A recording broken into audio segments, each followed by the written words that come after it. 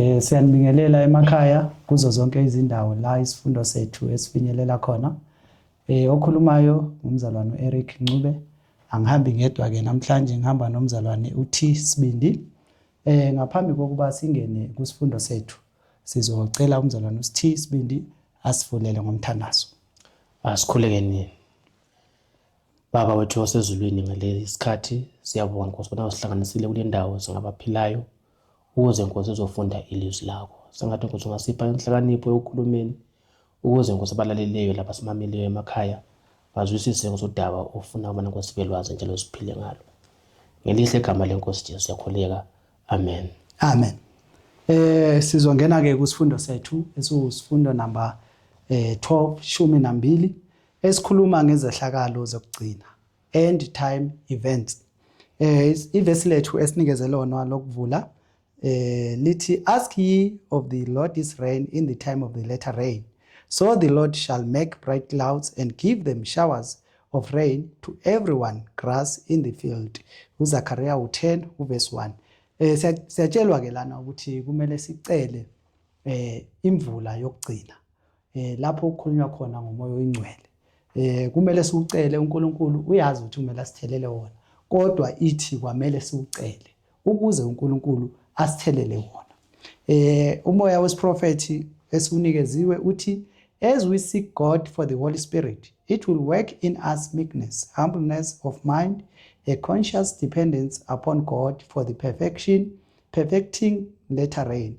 If we pray for the blessing in faith, we shall receive it as God has promised. Isagcwalisa kuvesi yethu lapha ukuthi mangabe siudinga lo siuthandazela lo moya siulungiselela ukuthi siuthelelwe, kuzosebenza ukuthi sizithobe sibe ngabazehlisayo phambi kukaNkulunkulu, siphinde futhi sithembele na kuNkulunkulu. Ithi uNkulunkulu uthembekile ukuthi mangabe sicela uzosenza leso sithembiso sokuthi asithelele umoya wakho oyingcwele. Ngabe kukhona mzalwane uSibindi ofuna ukusigcwalisela khona? Okunye ke osingakuphawula ngevesi langomoya wesiprofethi umzalwane ukuthi ke siyakhumbula ukuthi ukube le mvula yathelwayo uqaleni, first rain, ngoba lapha kuthiwa yi-latter rain, imvula yokugcina. Yes. Okuthi ukuthi ike yathelwa uqaleni ngesikhathi sabapostoli, ngesikhathi sePentecost, lapha abafundi bonke abali-12 abathelelwa umoya ongcwele bahambisa ivangeli ngamandla. But imvula leyo yokugcina esikhangeleleyo iyi-latter rain iyabonakala ukuthi izabuya isilamandla aphindaphindiweyo. But ke according to testimony oyifundileyo ayiphonga ukubuya nje imoya ongcwele i-latter rain leyo, ibuye ebantwini abalokukholwa oqala. Ungaba lokukholwa bese udinga amandla kaNkulunkulu. Lezo zinto ezimbili, inkolo lokudinga lokukhulekela amandla kamoya ongcwele, uzasina sibe ngabantu ke abathembekileyo, abamnene, abantu futhi ke abalothando komunye ngoba umoya ongcwele uyalungisisa isimilo sethu. Ngathi ngamafitshane ke usenza sibe ngabantu ke abazehlisayo umqondo yethu ehloziweyo. Ngamafishane nje umzalwane uthi kumele sizilungiselele ke ukuthi sithelele umoya ongcwele. Akekho umuntu ozothelele umoya ongcwele enjani engafanelanga ukuthi awuthole. Sizodlula ke siye ku number 1 Sunday, the apple of his eye. How did Zachariah support the message of Haggai? Uyisekela kanjani imessage kaHaggai uZachariah? uHaggai oqaleni ngale sifunde ukuthi ke uboniswa abantu be very comfortable ngesimo abayisosona lanxa behlubukile kuNkulunkulu. Bahleli ezindlini zabo ezinhle, uzakhuluma ukuthi bahlezi ezindlini ezilamasili, bashaya ngomoya omuhle. Kukanti ke abantu abazungezileyo kanye lawo ngokwabo bahlubukile kuNkulunkulu esimoyeni.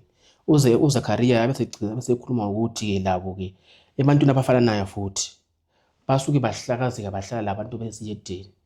Lokuthi babe ingoquko ebantwini abanjalo basuka balingisa impilo ephilwa ngabantu abesezweni, bakhonza izithixo bachiya uNkulunkulu. So ke uNkulunkulu uyababiza ngoZakhariya ukuthi ke mabasuke endaweni enjalo bakhumbule isithembiso uNkulunkulu azithembisileyo. So uNkulunkulu akalahli bantu engabanikanga ithuba. Lanxa amathuba siwayenze kabi, uNkulunkulu akakhathali ubona asinikeze Hlezi asinikeze amathuba. amathuba. So ke uthi lo ke ozathi azwe isigijimi sikaZakhariya umprofeti omkhulu ananzelele ububi bakhe. uNkulunkulu uthembisile ukuthi ke akasunaka ehluleke ubana agcwalise isithembiso zezibusiso lezo isiprofeti esibuya ngazo. uNkulunkulu uhleza nathi ngeke asishiye mayithe senze into uzoyenza la yenzeke leyo nto leyo. Siyadlula sekunumber B. What reveal God is attentive care for his people. uNkulunkulu ke njengoba sesishilo eqaleni ukuthi uNkulunkulu ebathanda abantwana bakhe, especially labo abalalela ilizwi lakhe. So bonke nxa iqiniso usulibonile, uNkulunkulu uthi kuwo uza kuthi ke abavikele. In fact before ngabavikele uZakhariya uthi waphakamiswa amehlo akhe, wabona indoda ethile ihamba ephethe isilinganiso Yomeasure Jerusalem. Siyemesha iJerusalem. Ukukhuluma laye ukuthi uyaphi, uyamtshela umsebenzi ukuthi uya ngaphi. Nxa esakhunda ubona ingilosi ibuya kuye futhi ithi ke yeke lana insizwa ehambayo, gijima uyelena insizwa uyitshele ngani ngeJerusalem ukuthi izahlaselwa yini ngabantu abaningi lani leyilwane eziningi ezangena. Ukhumbule ukuthi ngaleso sikhathi amabonda ayesenjani, ayesewile, ukuthi wonke umuntu whether ngoyezizweni mbe inyamaza noma yilwane zaze zikhulumana zinjani zingene phakathi ngoba babengasela protection. But luyavela futhi uthando lwaNkulunkulu uthi lawa abahlukumezekileyo during isikhathi sobugqili, abakhulekayo, abalungozayo, abakhalayo, uNkulunkulu uthi unjani uzabaveza njenge-apple of his eye. Uthi lo obambe yena uthithe inkophe yakhe. So uNkulunkulu ke uyakhuthaza ama-Israyeli ukuthi ke iJerusalem afanele njani lakhiwe kabutsha according to Prophets and Kings page 581, ukuthi laba abalimeleyo abahlukumezekayo during isikhathi sobugqili abasele insali uzobavikela abazungeze ngomlilo. Ama-enemies azathi abone ibonda kodwa kube elinomlilo. Nxa yenze kanjalo futhi ke ngabo uzakhazimuliswa uJehova. Inkazimulo kaNkulunkulu izahlala kulabo bantu abayinsali baka-Israyeli. uNkulunkulu uzabanakekela njengendlela abanakelele ngayo ekuqaleni. Amen. Siyabonga uNkulunkulu bebathanda uze ebabize njengenhlamvu yeso lakhe ukuthi mawuthinte bona fana ukuthi uthinte ini uhlamvu lweso lakhe. Sizodlula siye kuMonday, our need of Christ, isidingo sethu sika Kristu. Siyamdinga ke uKristu ezimpilweni zethu esukwini namhlanje. Defective as we are, what illustrate our only hope. Masingawuphendula sithini lo mbuzo? Lanxa singabantu abelemvelo embi yesono, ithemba lethu likhona lilodwa, uJesu Kristu. Ngoza ukuthi ke amelathi asiqinise phambi kwezilingo zikaSathane. uZakhariya lapha uboniswa ke umprofeti uJoshua egqoke izembatho ezingcweleleyo. Ethi nxa esabhikusa uJoshua ayebesebona futhi ubani uSathane at the right hand of him, meaning ukuthi umuntu oyimi lawo sisempini bona sikhethe o1. uJoshua nxa impahla lezi ayezigqokile zazengcolile kwakuyizono zakhe njalo kuyizono zani zenhlangano, izono zabantu laba ayebahola. So ithi ingilosi khipha ini izingubo lezi ngikuphe izingubo ezinjani ezihlambuleyo. Yili themba elihle lezo zembatho kuyikulunga kwabani, kulunga kaKristu. So nxa sesigqoke ukulunga kukaKristu, uSathane kaselamandla ubana azoclaima izono zethu ngoba isethi abone thina ubona ubani, ubona uKristu.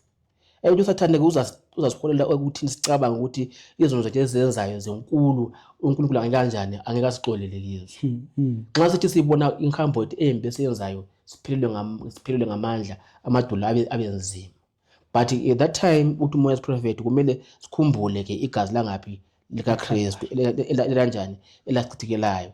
Nxa uSathane esihlukumeza sithi hey ndoda, igazi kabani kaJesu Kristu, noma ngimubi kanjani, noma ngiphiliswe izona ezinganani, but igazi leli ngizonqoba. Ngithanda lamazwi alaphana kuMoses prophet athi Satan will lead us to think that our mistakes and transgression have been so grievous that the Lord will not have respect unto our prayers and will not bless and save us. Esikhathini esiningi mangabe kukhona okubi othe wakwenza kuba nzima nokuthi wenzeni uthandaze. So kusuka kuSathane lo njani okuhlebelayo ukuthi izono zakho ezimbi ozenzile uNkulunkulu ngeke azawuza umthandazo wakho. But mayiqhubeka isiyaphansi lapha ithi ngalo mzuzo lowo, when we feel that we have sinned and cannot pray, it is then the time to pray. Ashamed we may be and deeply humbled, but we must pray and believe. Kuthiwa yilo mzuzo lowo kumele sinjani sikhuleke kakhulu ngawo. Yilapho esidinga khona ubani uKristu kakhulu. So nanoma uSathane angasihlebela kanjani athi sizoni, kuthiwa kumelanga simbalekele, kodwa kumele simtshele sithi uKristu kanjani weza ukuzofela mina isoni. Akafelanga abanjani abalungileyo, kodwa uzofela njani thina esonayo. It's what divine principle reveals the true source of power to overcome sin and fulfill God's calling. Sisinqoba ngani isono? Nokuthi futhi siuhambisa kanjani umsebenzi kaNkulunkulu? Siwathola phi lawo mandla lawo? Siwathola ngomoya ukaNkulunkulu.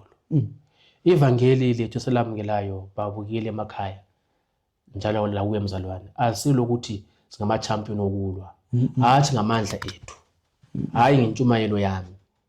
Ngithola ke isifundo esisilethayo kuphila ngamandla kabani? Ngamandla kaKristu kuphela. Uthi uKristu thina uyena uyisivivini, thina siyizingatsha. Uma sihleli kuye sibambelele kuye, akulanto enjani empi ezasihlasela, kodwa ziletha izithelo ezenjani? Izithelo ezinhle, ngoba ngaphandle kwakho uJesu Kristu angeke senze lutho. So ke kuqhakathekile ukuthi ke masahamba kulomhlaba sinanzelele ukuthi ke thina singabantu bakaNkulunkulu abathenjiswe wona sihlale ngaphi? Esivinini esingoKristu. Laphana kuMose futhi ukhulumile lezi mpawu ezintathu.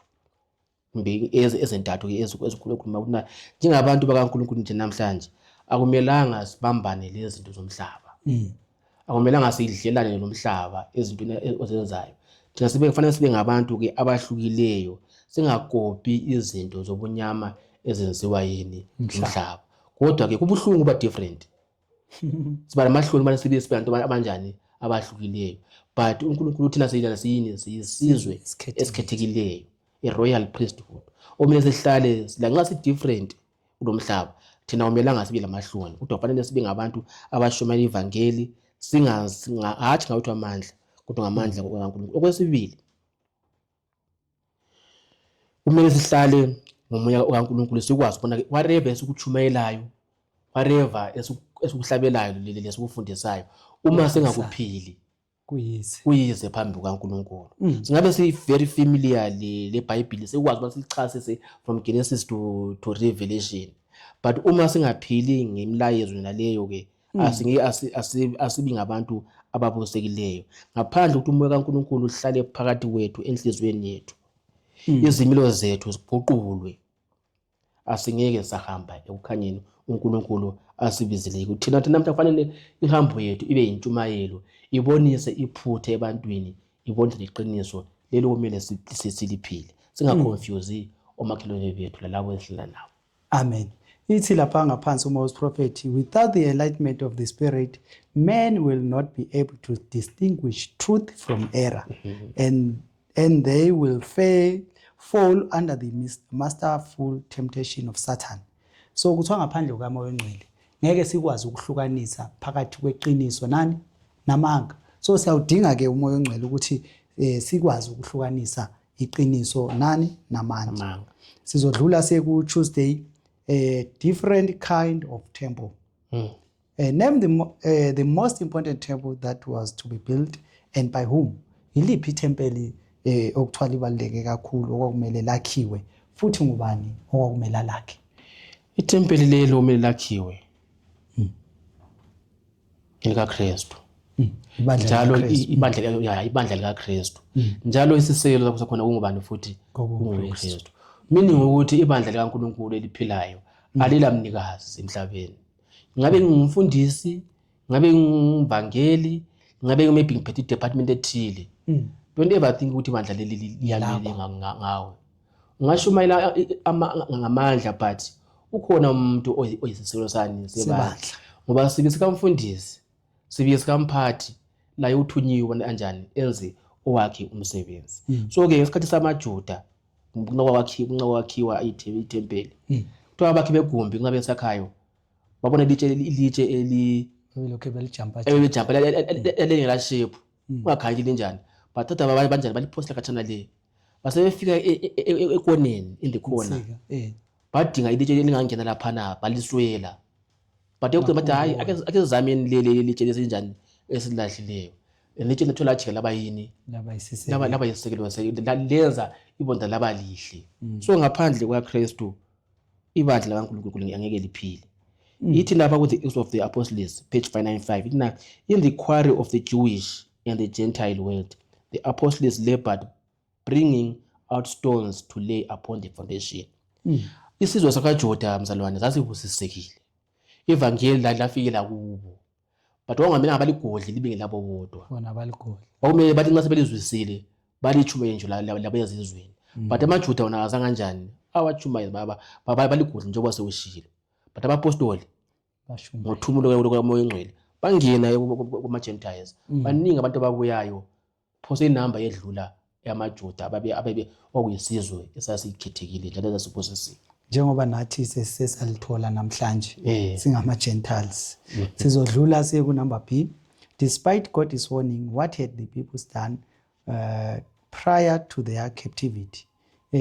Before bazothunjwa yini izinto ababezenza abantwana bakwaIsrayeli bengamameli futhi nezixwayiso zikaNkulunkulu? uZakhariya ngelizwi likaNkulunkulu ukhumbuza ke uIsrayeli oseleyo, ukhumbuza izono ezenziwa ngaboyise ukuthi bakhohlwa ukuthi banakekele abantu ke abahluphekileyo. Oqala behluleke ubana bahlulile ngezahlulile eziqondileyo bantingantinga kakhulu ekubeni bafanele bahlulile kahle abantu ababazungezileyo batshengise umusa lozwelo kuba kubazalwane. Behlulika ukubana benze kanjalo abaphilela ngalapho abazange bakhathalele abantu izihambi abafelokazi abahluphekileyo intandane intombi futhi ke baglinzekile bacabanga ububi obenziwa ngabanye abazalwane. And futhi unfortunately into laba ayenziwa abaIsrayeli namhlanje futhi msalwane ngathi yenzeka nasebandleni likaNkulunkulu. Asikwazi ukuphatha kahle izintandane labafelokazi. Siyakwazi ibandla lakhona abantu abayizintandane. Siyakwazi bakhona abantu abahluphekeleyo but sikhuluma ngabo asikwazi ukubanceda financially or spiritually. So uNkulunkulu uthi ke bakhohlwa ukuthi ke banakekele abantu bathile baze behluleke baphile ngezaluleko zikaNkulunkulu. It's how did God nonetheless show an outpouring of long-suffering mercy in offering chance after chance? Nanoma kunjalo babenza lobo bubi ababebenza. uNkulunkulu kodwa waqhubeka ebabonisa ini? Ebabonisa umusa, ebanikeza ichance every time. Uyabanikeza ichance futhi uNkulunkulu akasilahli njenye sahlala sisho njalo futhi kuzobe naphakade. uNkulunkulu akasilahli engasiphanga ini ithuba. Unazi amathuba esizowaphiwa manjani maningi kakhulu. So amathuba fanele yafika futhi kunside yamaIsrayeli. La nxa oyise baqhubeka izinto ezimbi lina oseleyo ngiyalipha futhi ithuba elifanayo uthi amaphutha lana enziwe ngoboyihlo enkangala linika kanjani lingawaphindi kodwa lina lenze okuhle kuzihambi abantu abampofu nakekele abahluphekileyo lami futhi angisona kanjani angisona ngijezise njalo futhi angeke futhi kanjani nginishiye. So injongo kaNkulunkulu injongo enhle eyayikhona nje nasekuqaleni ukuthi ke abantu bangabi ngabantu abahluphekayo kodwa abantu babe lodumo emhlabeni njalo futhi bakhazimulise kumbe bakhazimulise igama lakhe. So uNkulunkulu ke uthi ke ukuze ngilibusise abantwana bakaIsrayeli kulemgomo lembandela. Yes, bemfuna ukuza kuleyo point. Ngiyeke I have the blessings in my hand. Ngilamandla bana nginjani ngilibusise kodwa ngeke ngilibusise nje from nowhere.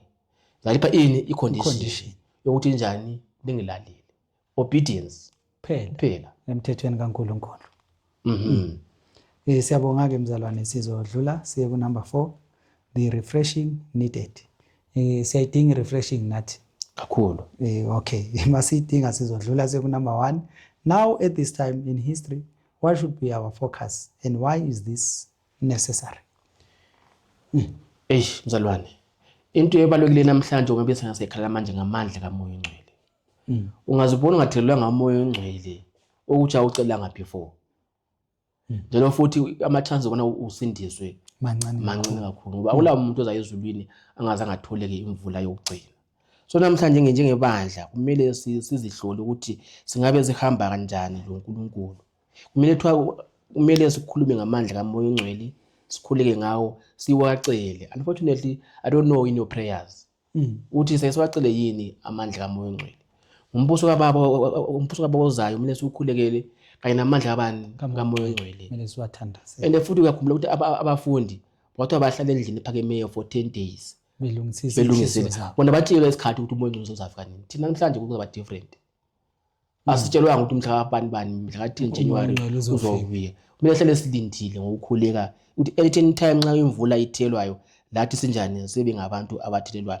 Nanku amagama ngabalileyo-ke angethosileyo ekuceleni amandla kaNkulunkulu. Ingxenye yami iyafunakala emsebenzini kaNkulunkulu. Yebo uNkulunkulu uzayenza iphathi enkalakatha ekuhlengeni imphefumulo. But mina nawe lathi kule phathi kumele senjani sidlale endimeni yecebo lensindiso. Kuyathi ukuthi lapho ababili kumbe abathathu behlangene igama lami njani ngikhona phakathi nawo. So labo ababili abakhulekayo ngabecela uMoya oNgcwele uNkulunkulu uzabezwa. Silawa ama-camp meetings esiwabambe, silawa ama-holy convocations, ama-combined meetings sibe nawo. Ama-gatherings aqakathekileyo sibe nawo. So lawa ama-gatherings anjalo kumele asizesele ngabantu abacela amandla kaMoya. Twasize siwuzilele.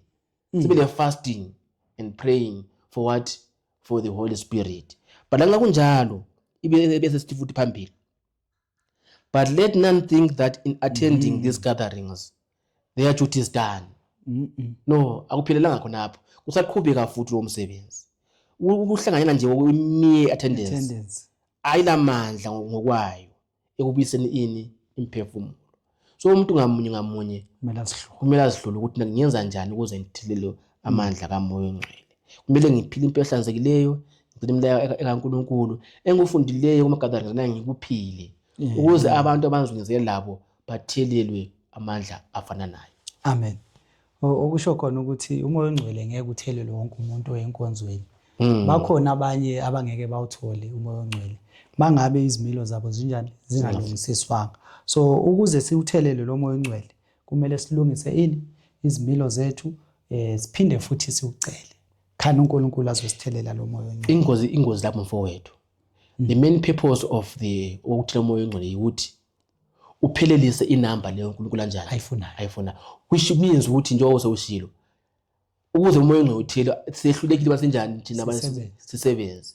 Uzaba ubuhlungu ukuthi mina emphile for 40 years, 50 years ngiyumvangeli ungatheli uMoya oNgcwele.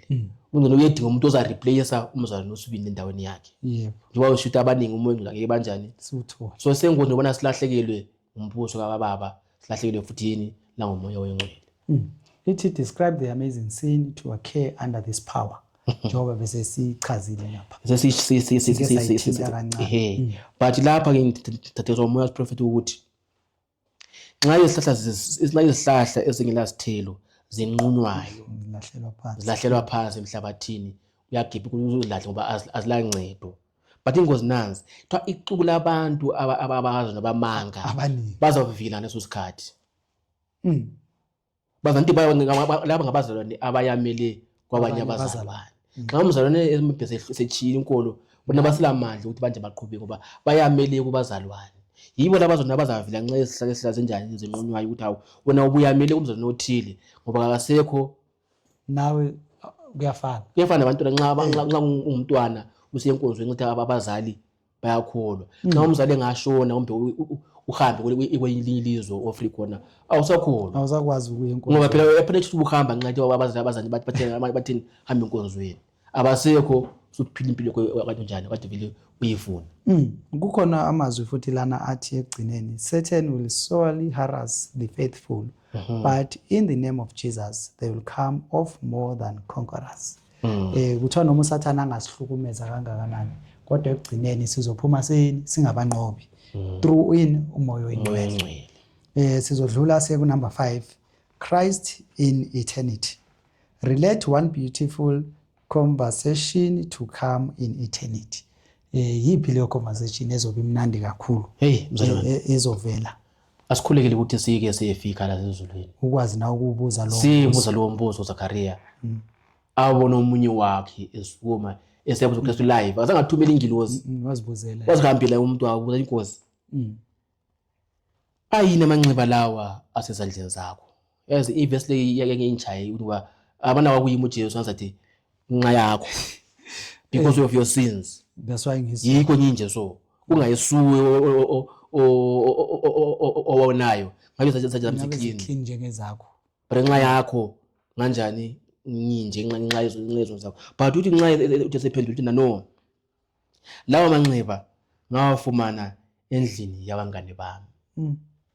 Hey xa uvakatshele endlini nxa uvakatshele umngane wakho endlini uthi isihlobo ufila free uyaphiwa indawo yokuhlala uphiwa iTV uphiwe into la ufeel at home amanye zabhale amabondeni bhala feel at home but lo muntu lo wafika abanganeni bakhe bafika bamshaya baze bambethela ngaphi esiphambanweni nxa abangane bakhe but nxa esebuzwe lamanxiba la wathatha ngaphi akathi ukuthi nxa abangane abangababulali uthi no ngabathola ngaphi endlini yabangane bami to uJesu uzavela isandla zakhe ezesiphambano ezigcwele imbobo zesibhikili izandla ezabethula ngabantu abangabahle abangabahle abalenhambo ezinhle to every print izabibhaliwe ngithanda leyo esandleni zakhe ngentengo ebalulekileyo asithenga ngayo ezasikhumbuza ukuthi ngempela uthando olungakanani lolo uthando olukhulu olungekile silubuyisele back.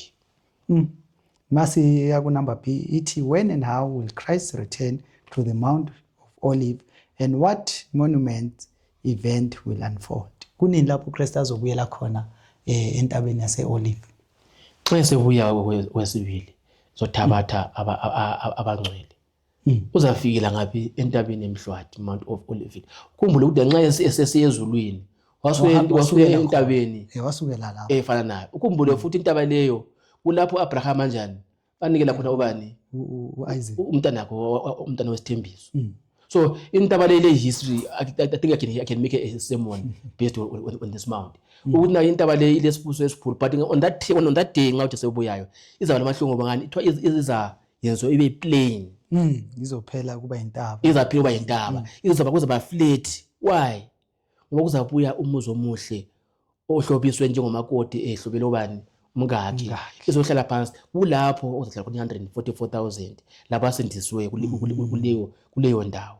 Isikhathi esihle esibalulekileyo lapho abangcwele sibebona ke imbali yomhlaba esemaphethelweni njalo futhi sesaphila impilo en1000 years. After 1000 years kulapho umuzo ozanjani ozobuya khona and futhi in that 1000 years kulapho uSathana azanjani azokhululwa khona ke ngemva bona eseboshiwe kweminyaka ezinkulungwane abe sekhumbula konke amacala awenzayo lokuhlukumeza awenzayo ehlupha abangcwele uzajeziswa nalabo ke akade bemsupporta okuhambeni olufana nayo.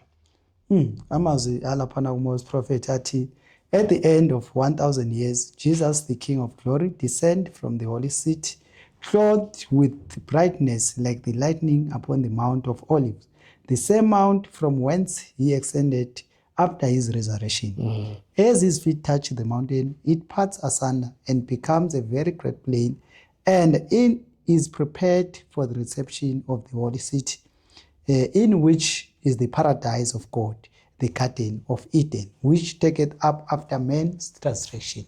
La sithola iEden isibuyiswa back emuntwini okwakuyinjongo kaNkulunkulu vele ukuthi umuntu ahlale kuphi egarden of Eden impilo yakhe yonke le eyathi yasuswa after umuntu kanjani awele esonweni kodwa siyabona uNkulunkulu kanjani ayibuyisa back. Mangabe sesiya ekuvaleni isifundo sethu ngabe kukhona ofuna ukukhuluma o masesivala nje isifundo sethu? Kuningi zona lapho ozayenzakala kule intaba le okunye sokuqambile Eden la yanjani iyavela ngabe izabe isihle ukwedlula ngaphi ekuqaleni uAdam uzayibona insipho ze-Eden yamlahlekelayo abe sebona mina nawe futhi sisindisiwe. And then kuthiwa khonapho nxa esebuya ibuya kancane kancane esentabeni uJesu Kristu ke abe sevusa ababi. Sevusa abantu ababi sebevuka labo after Satan seka. but uvuka kwabo kuthiwa is a dreadful. Akukuhle njengekuvuka kwabani kwabalungileyo. Ukuvuka kwesabekayo bavuka besiya ngafuthi besiya ekufeni. Yikho uvuko lesibili aluluhlanga. So ungazibona ungavukanga ngovuko lokuqala usengozini ukuthi masivukayo ungathi uvuka ngovuko lesibili ubone mina ungamboni ukuthi na awusindiswanga ulahlekelwe yini umbuso kaBaba. So asikhuleleni ukuthi ke njengoba itopic na Jesus is Jesus Jesus through eternity angithi it Christ in eternity. Asikhulekele ukuthi uJesu Kristu ke siyembona lamanxeba akhe sibona lo mbuso awenzileyo ewenzela abasindisiweyo ukuze siubone lo mbuso kumele manje siphile impilo yobuKristu.